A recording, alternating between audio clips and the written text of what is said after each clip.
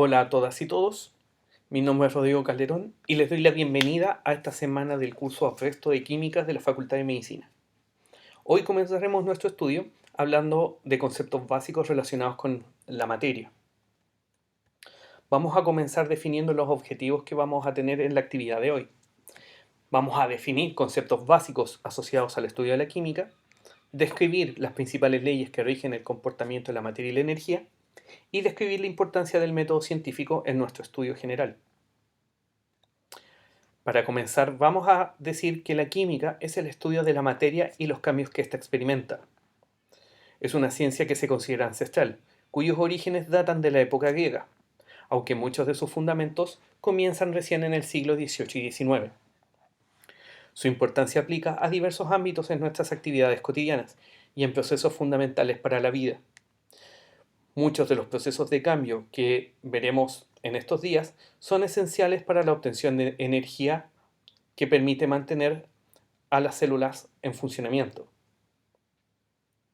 Asimismo, muchos procesos de cambio son necesarios para actividades cotidianas, tales como son la combustión de combustibles para obtener movimiento en un motor o las transferencias de electrones necesarias para mantener nuestros equipos funcionando.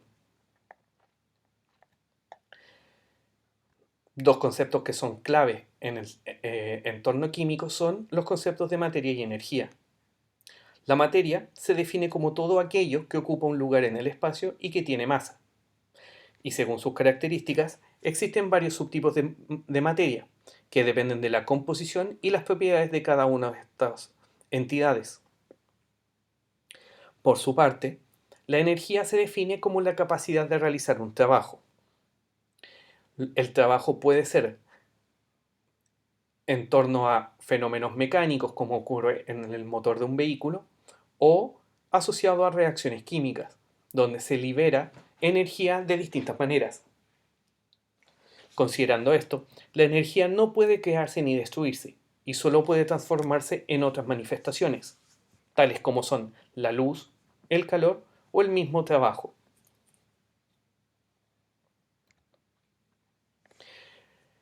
La materia puede separarse en dos grandes grupos: las sustancias puras, que son sustancias cuya composición es definida y presentan propiedades distintivas, tales como el agua y el oxígeno.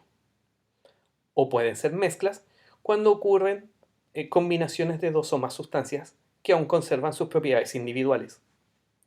Generalmente, si partimos de una mezcla, podemos separar las sustancias puras a través de métodos físicos.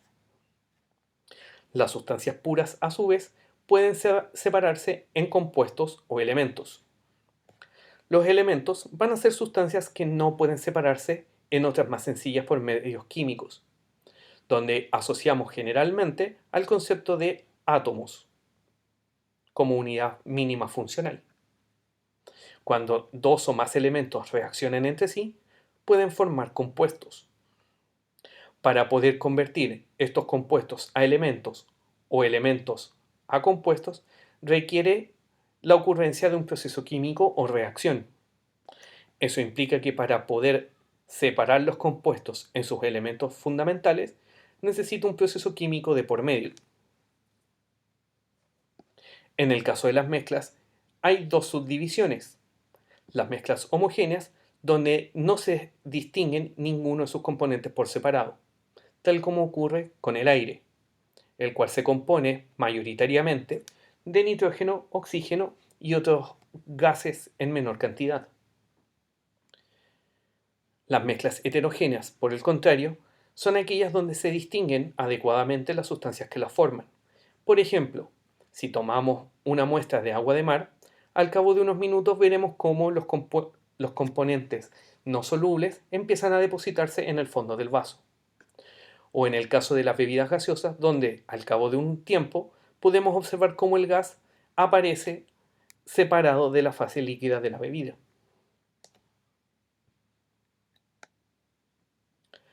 Toda la materia presenta diversas propiedades. Las propiedades físicas son aquellas que se pueden medir sin alterar la composición o la identidad de la sustancia. Eso significa propiedades tales como la temperatura, el volumen, entre otros. Propiedad química son aquellas que involucran algún cambio químico. Esto involucra la ocurrencia de algún fenómeno, tales como oxidorreducción o cambios ácido-base. En cualquiera de estos casos, las propiedades medibles se pueden subclasificar en propiedades extensivas, que dependen de la cantidad de materia, tales como la masa o el volumen, y las propiedades intensivas, que no dependen de la cantidad de materia, tal como ocurre con la densidad o la temperatura.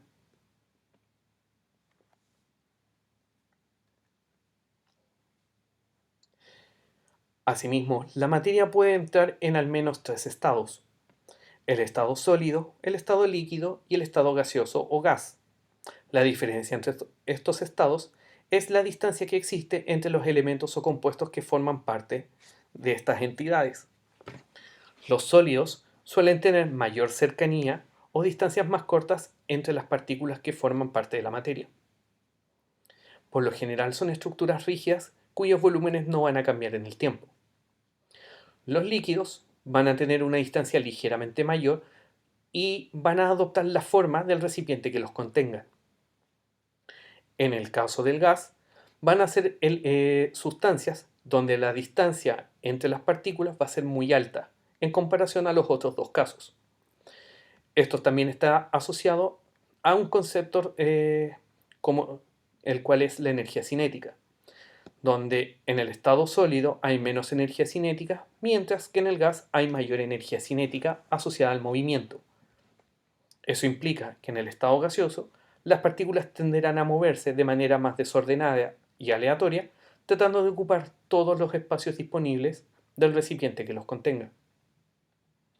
Aquí a la izquierda pueden ver los nombres de los distintos pasos entre los distintos estados, donde para pasar de sólido a líquido hablamos de fusión, de líquido a sólido, solidificación, de líquido a gaseoso, vaporización, de gaseoso a líquido, licuación, y tanto de sólido a gaseoso como viceversa, hablamos de sublimación. En el caso de la energía, como les comentaba antes, es un fenómeno relacionado con la capacidad de hacer trabajo. Aquí tenemos un ejemplo relacionado con la caída de una piedra que al chocar con el suelo va a transferir la energía gravitacional inicial a energía cinética durante la caída a una forma de calor al momento de chocar contra el suelo a menor altura. Si nosotros pudiésemos aprovechar la energía cinética asociada a la caída, por ejemplo, para poder elevar una cubeta de agua, nosotros estamos intercambiando la energía de la caída por un fenómeno asociado a un trabajo. Ese balde de agua que acaba de subir, podemos utilizarlo para echar a andar máquinas como por ejemplo máquinas hidráulicas que dependen del movimiento de agua. Esto refleja el principio mayoritario relacionado con la energía, que es la conversión de la energía en otras formas o en trabajo útil. En los sistemas biológicos, nosotros realizamos una conversión similar, utilizando la energía potencial que tienen los alimentos para generar calor que nos permite mantener nuestros cuerpos a 37 grados y un trabajo útil que está relacionado con el desplazamiento mecánico de nuestro cuerpo o bien con la capacidad de realizar ciertas reacciones de importancia para nuestro cuerpo. Tanto la materia como la energía van a guiarse por diversas leyes denominadas fundamentales. Estas leyes bajo ninguna circunstancia se van a romper y siempre van a estar guiando los distintos procesos relacionados con la química.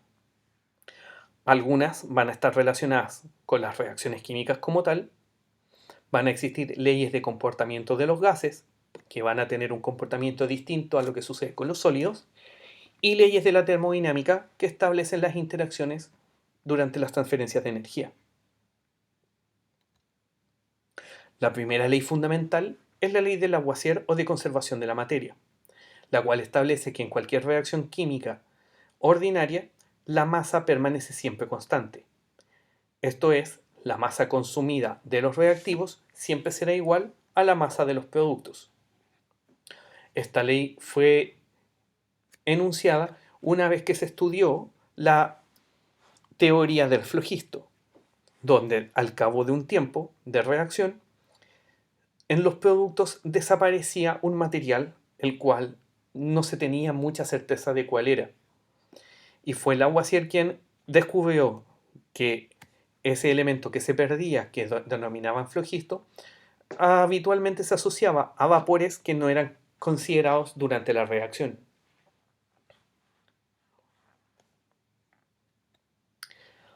En 1799, la ley de Gauss fue establecida, o también la denominada la ley de las proporciones definidas.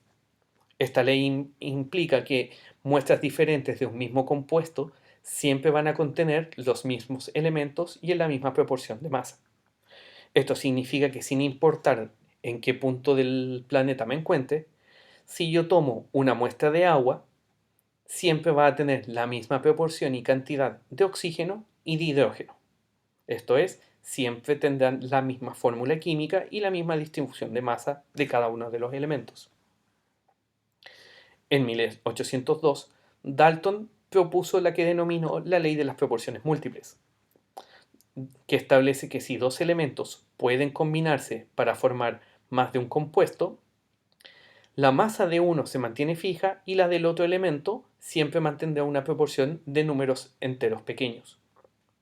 Esto implica que un elemento, como por ejemplo el carbono, puede eventualmente dar dos productos distintos cuando reacciona con el oxígeno. El monóxido de carbono, cuya fórmula es CO, y el dióxido de carbono, cuya fórmula es CO2. Como verán, la única diferencia es el contenido de oxígeno entre ambos compuestos. Sin embargo, en el primer caso, la relación carbono-oxígeno es de un carbono por un oxígeno, mientras que en el dióxido de carbono serán un carbono por dos átomos de oxígeno. Nunca va a ocurrir que haya un átomo que esté dividido durante una reacción o durante la formación de una molécula diferente.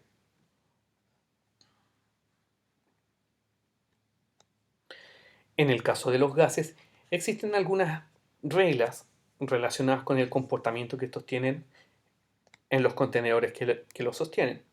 Por ejemplo, debido a la gran cantidad de energía cinética que presentan y al hecho de que se mueven en forma desordenada, siempre van a adoptar la forma y el volumen del recipiente que los contiene.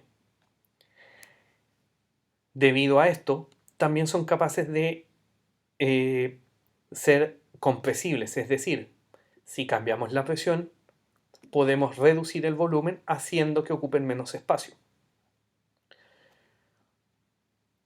Si nosotros combinamos una mezcla de gases que se encuentran aisladas en dos recipientes distintos, estos gases, al unirse en un único recipiente, se van a mezclar de manera uniforme, ocupando todos los espacios posibles del recipiente.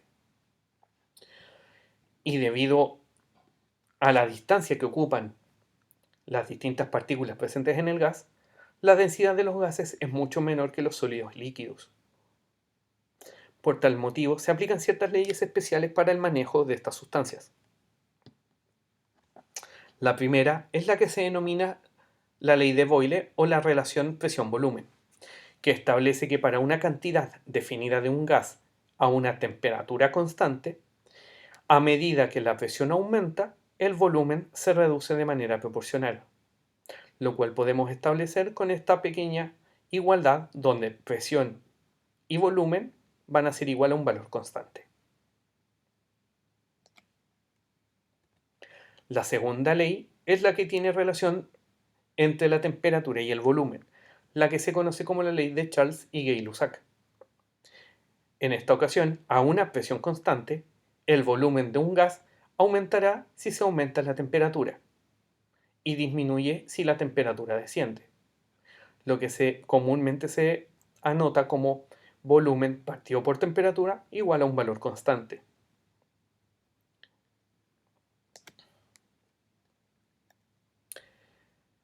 Una tercera ley es la relación entre volumen y cantidad, o la ley de Avogadro. donde a una misma temperatura y presión, volúmenes iguales de distintos gases siempre van a contener el mismo número de átomos o moléculas de la sustancia gaseosa.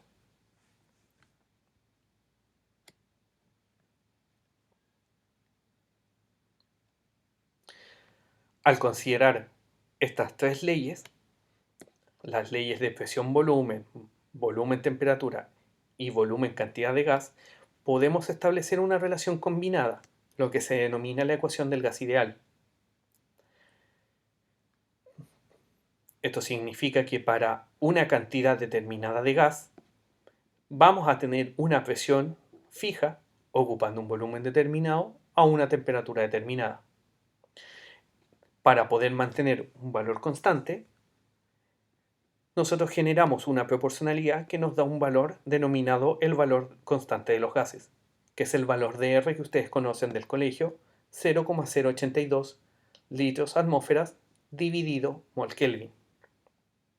Esto significa que combinando las leyes anteriores podemos establecer el comportamiento de un gas en condiciones ideales si nosotros conocemos los distintos parámetros del gas.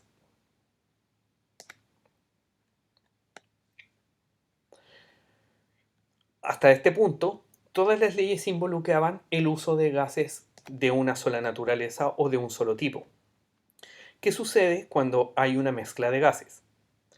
Dalton propuso la denominada ley de las presiones parciales, donde dos gases A y B, contenidos en un recipiente de volumen B, van a ejercer cada uno presiones individuales. Una presión A para el gas A y una presión B para el gas B. Si ambos son mezclados en un mismo recipiente, cuyo volumen está determinado desde un comienzo, la presión total del sistema será igual a la suma de las presiones parciales. La importancia que tiene esta ley radica en lo que sucede con la atmósfera. Cuando estamos a nivel de mar, la presión atmosférica equivale a una atmósfera o 760 milímetros de mercurio. Esa presión atmosférica está dada por la mezcla de gases que comprenden nuestra atmósfera, donde el 78% corresponde a nitrógeno, el 21% a oxígeno y un 1% de otros gases. Sin embargo, si subimos a varios metros sobre el nivel del mar, por ejemplo, a 4.000 metros, la presión atmosférica a esa altura va a ser equivalente a 500 o 400 milímetros de mercurio.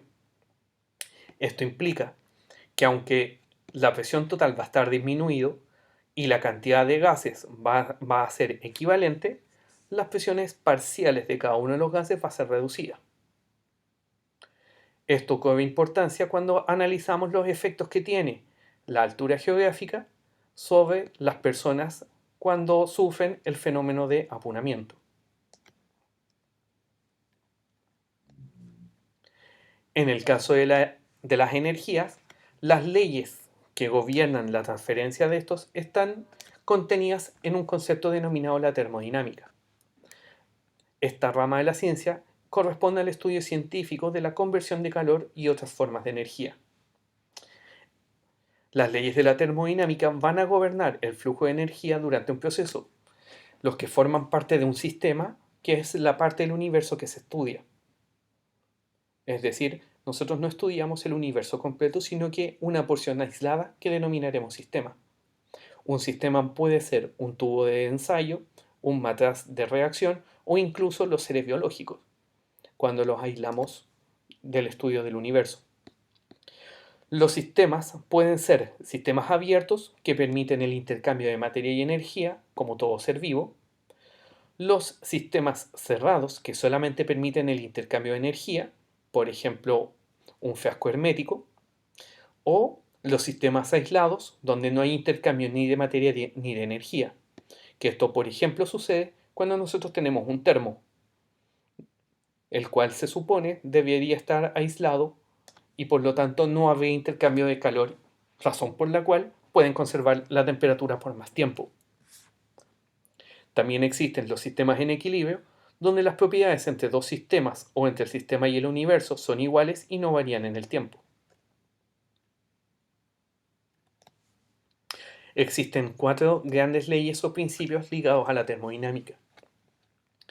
La ley cero o ley del equilibrio térmico establece que si dos sistemas A y B se encuentran a una temperatura determinada y existe un tercer sistema C, entonces los tres sistemas estarán a la misma temperatura. En el caso de que uno de los dos sistemas tenga una temperatura mayor que el sistema B, habrá una transferencia de calor desde el sistema de mayor temperatura al de menor temperatura. Esto es algo gráfico cuando pensamos, por ejemplo, en los termómetros, que permiten sensar la temperatura corporal igualando su temperatura interna al estar en contacto con la piel. La primera ley de la termodinámica también se denomina el principio de conservación de la energía, que en forma análoga a la conservación de la materia establece que la energía no se crea ni se destruye, solo se transforma, existiendo dos manifestaciones principales de la energía, que son el calor y el trabajo.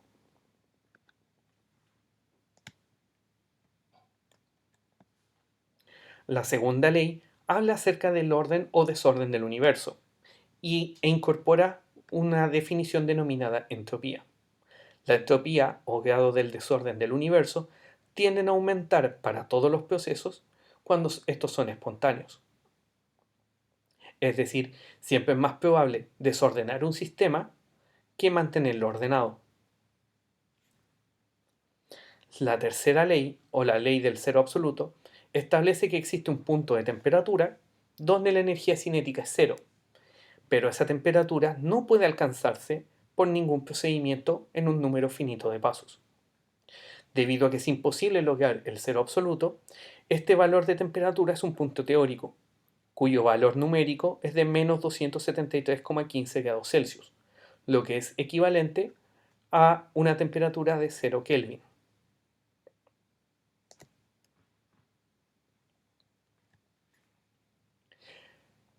Dentro de los conceptos que nacen a partir de las leyes de la termodinámica, vamos a hablar de tres grandes elementos, que son la entalpía, la fracción de energía en forma de calor, que se puede utilizar para realizar un trabajo a presión y volumen constante, la entropía, que como ya mencionamos es el grado de desorden de un sistema, y la energía libre de Gibbs, que es la fracción de la energía que se puede utilizar para realizar un trabajo en condiciones de presión, volumen y temperatura constante. Hay que indicar que una diferencia entre la entalpía y la energía libre es que la entalpía únicamente habla de las transferencias de calor, mientras que la energía libre habla de toda la capacidad de todos los tipos de energía que se pueden utilizar para realizar un trabajo en una reacción química determinada. Habitualmente, conocer el valor de este cambio de la energía libre de Gibbs nos permite definir si los procesos van a ocurrir o no en forma espontánea en la naturaleza.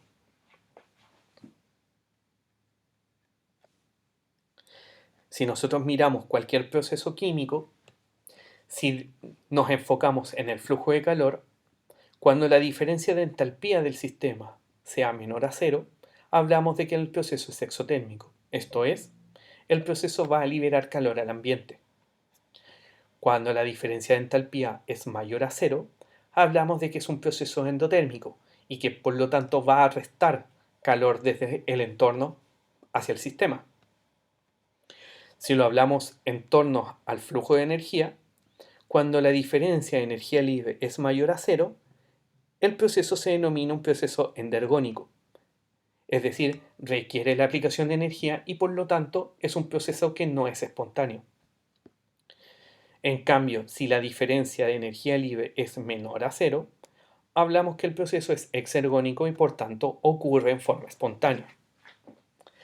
Para que ocurran todos los procesos en el universo, siempre deben cumplirse esta premisa de tener un delta G menor a cero. Aquellas reacciones que no son naturalmente espontáneas y que tienen delta G mayor a cero, es necesario aplicar energía que provenga de otros procesos químicos. Cuando la diferencia de energía libre equivale a cero, el proceso se encuentra en equilibrio, es decir, no hay ningún cambio evidente en el sistema. Aquí a la derecha podemos ver un gráfico que establece las energías libres de los reactantes y de los productos. Normalmente, esta reacción tendría un delta G negativo al tener menor energía en los productos que los reactantes. Sin embargo, en ocasiones los procesos no van a ocurrir en un tiempo determinado debido a que deben alcanzar lo que se denomina un estado de transición y superar lo que se denomina una barrera de activación. Para que esto ocurra, existen sustancias capaces de reducir esta barrera de activación y por tanto facilitar el estado de transición. Esas sustancias habitualmente se conocen como catalizadores, que facilitan el proceso cuando estos son espontáneos, pero que requieren superar esta barrera. En ningún caso van a convertir reacciones endergónicas en exergónicas por su cuenta. Este concepto es fundamental cuando analicen lo que sucede con los procesos biológicos y la acción de catalizadores biológicos conocidos como enzimas. Para todo el estudio de la ciencia necesitamos un método sistemático que nos permita dar un enfoque objetivo a la investigación. Esto es lo que se conoce como el método científico, que involucra una serie de pasos para la resolución de problemas frente a preguntas que surgen de la observación de la naturaleza. Para poder desarrollar adecuadamente el método científico necesitamos observar un fenómeno y formular una pregunta. Y a partir de esa pregunta formular una hipótesis, que es una explicación tentativa del fenómeno observado. Una vez que hemos formulado la hipótesis, debemos realizar un procedimiento experimental a fin de recopilar datos que nos permitan dar una respuesta a la pregunta que no hemos formulado. Una vez que obtenemos esa información, interpretamos los datos y hacemos la validación de la hipótesis. Una vez hecho esto, tenemos la capacidad de formular leyes o enunciados concisos que deben cumplirse para un fenómeno y teorías que serán principios unificadores que explican un conjunto de hechos.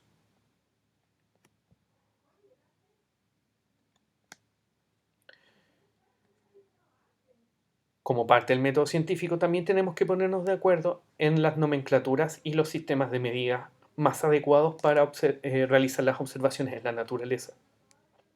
Por tal motivo, los químicos del último siglo se han puesto de acuerdo en distintas formas de nomenclatura y de valoración de unidades de medida.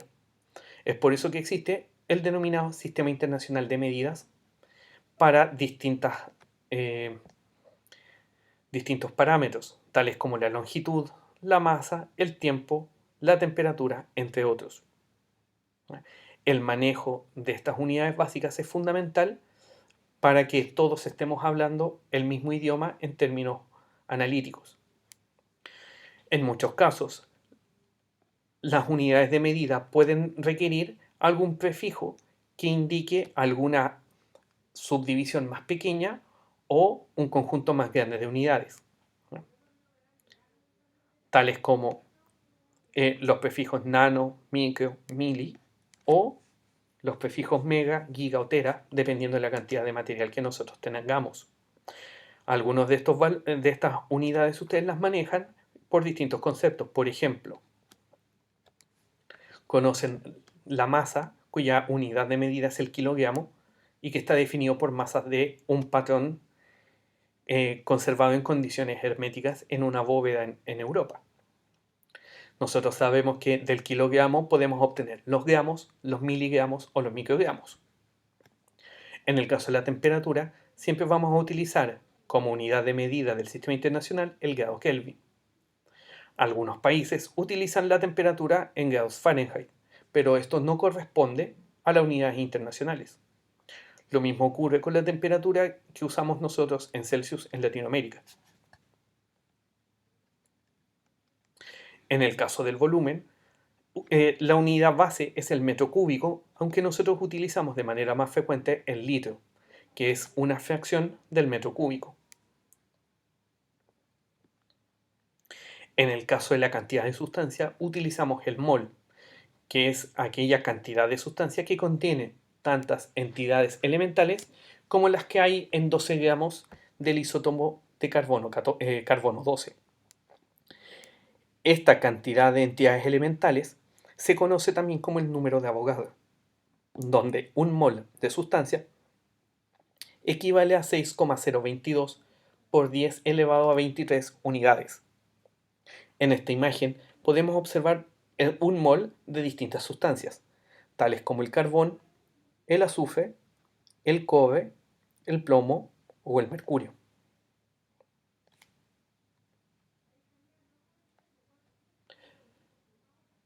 También existen unidades derivadas como la presión, que se refiere a la fuerza aplicada sobre un área determinada.